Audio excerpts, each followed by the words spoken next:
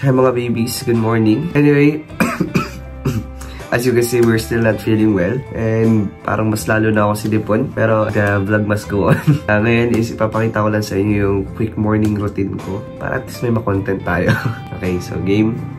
Magsiset up lang ako ng camera.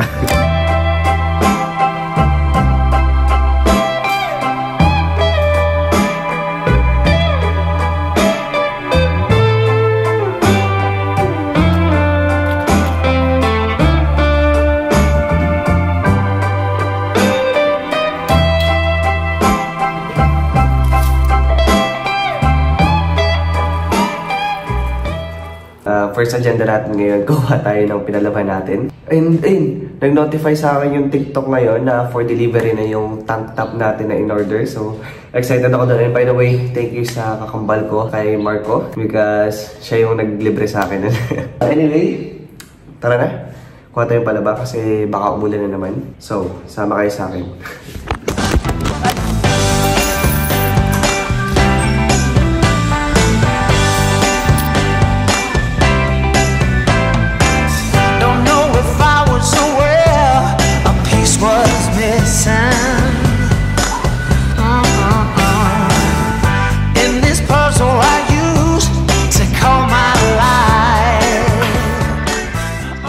We just got back and sobrang init. Now you all know kung bakit palagi ako nakahubad. So great. Dalon pa ng mga labahan. Thanks kila ate sa paglaba ng damit natin. And speaking of damit, excited na ako dun sa tank top natin. And mamaya magta-try on haul tayo. Wow. Sa wakas may additional content din. Inuubo pa talaga tayo and sinisipon. The struggle is real.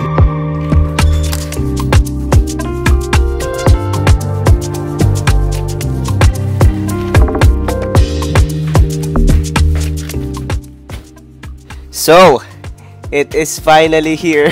Actually, sobrang bilis nito mga babies kasi kahapon lang natin to in-order tapos na-deliver na ngayon agad. Ito yung tank top natin na in-order. And again, thank you sa kakambal ko, kay Marco. Tinatry kong as much as possible. Maganda yung pagkabukas pero I guess it's not possible. Ito na guys! Ito packaging. Binili natin, merong iba't ibang size. Small, medium, and large. Itong binili natin black is large. Dito sa white is XL kasi wala nang available na large as of the moment. Right, balik tayo sa baba kasi doon natin susukatin kasi doon may salamin.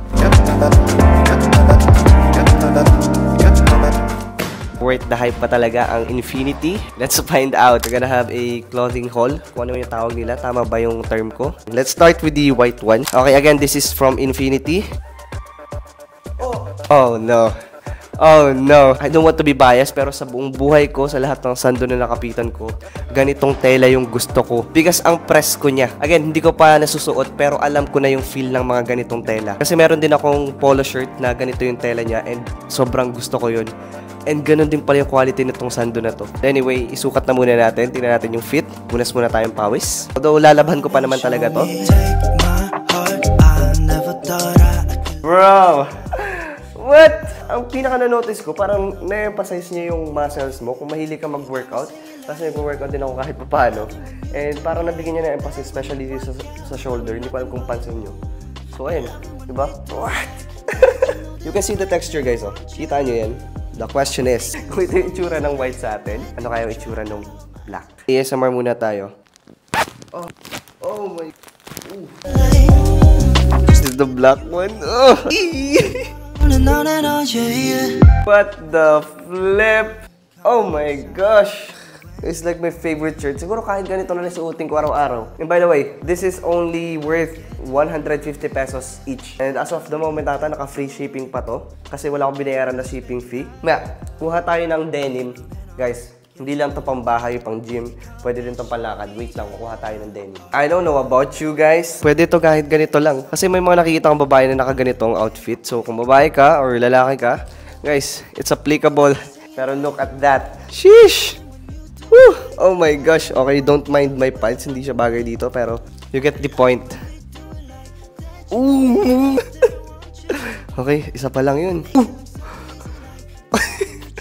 Anyway, let's finalize or summarize yung rating natin dito sa Infinity. So we're gonna talk about the material, quality, and the fit. Nakita nyo naman yung mga reaction ko I think hindi ko na kailangan pang explain. Texture, one of the best texture. Ang sarap niyang hipu-hipuin. Quality, 10 out of 10 din yung quality niya. And of course, the fitting, as you can see, ang ganda niya. It's a 10 for me. If you're interested, I have a link to my TikTok shop below. Try it for yourself. Kayo naman ang ma-addict sa Infinity. Ayun lang for this segment and see you on the next one. Hi mga babies. So, it's already nighttime. Hindi ko alam po na sabi ko na. But, nag-TikTok live tayo kanina and naggawa ng TikTok affiliate content. So, medyo na busy tayo. Anyway guys, update sa Living Alone Diaries natin. But syempre, individual pa rin kami kumikilos. Kanya-kanya kami. So, in a way, parang kinoconsider ko pa rin sarili ko na mag-isa ako sa dorm. So, ano yung struggle ba kapag nasa dorm? Una, nakakainip siya. Kasi new environment, tapos iba-iba yung mga kasama mo. Hindi siya familiar place ba? Hindi siya yung bahay nyo, wala yung parents mo. Independent ka talaga. Pag nagkasakit ka, kailangan mo asikasuhin yung sarili mo. Pag nagugutom ka, kailangan mo magluto or bumili ng pagkain mo. Which is, I think, yun yung good part din pag isa ka sa dorm. Kasi natututo ka maging independent. And ito na lang, since naging dorm na din naman yung topic natin, let's talk about monthly expenses.